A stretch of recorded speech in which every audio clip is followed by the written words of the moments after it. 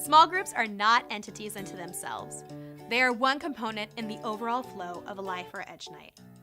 This fact gives you the freedom to get to know the teens in your small group.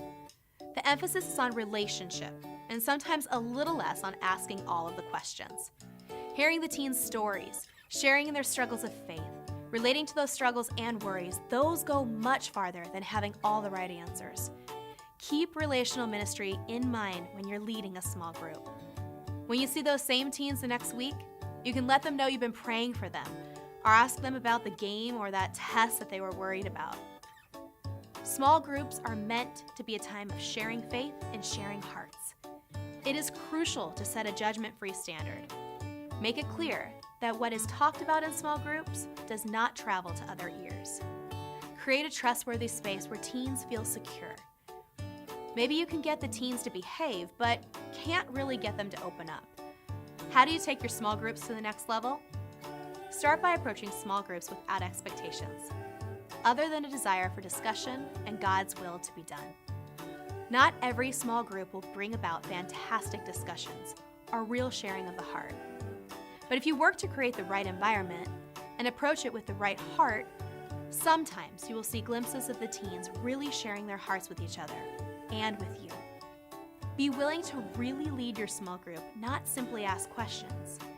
Sometimes you'll ask a question and nothing will be shared for 20 seconds, and it will feel like an hour, or for a minute or more, which will feel like an eternity.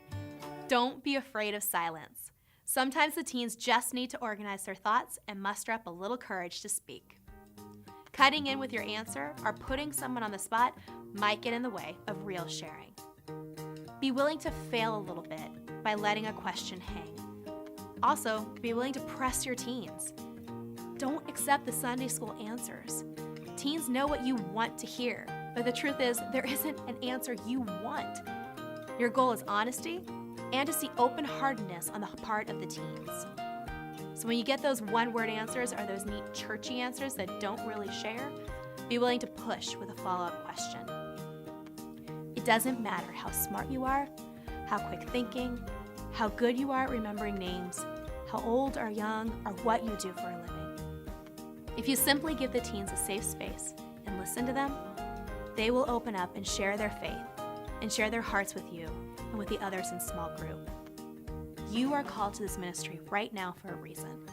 And God has anointed your heart to be an adult to walk with some teens through some of their most difficult situations. God didn't call you because you have all the answers. He called you because He knows you are able to love. And as a small group leader, that is your biggest task. Through dealing with personalities, for asking tough questions, through being prepared, you're really called to love those teens in small group. And you have that ability. Don't get frustrated with a few bad small group experiences. The best leaders have them more often than they have good ones. But if you stick with it, and if you are patient and love the teens God puts in your path, you'll have those moments of depth. Thank you for your yes to Christ and to the teens of your parish. Without your yes, there wouldn't be a place for teens to learn about their faith, to share, and to grow in the love of Christ. We at Life Teen are praying for you, and we know that you are going to be an awesome small group leader. God bless.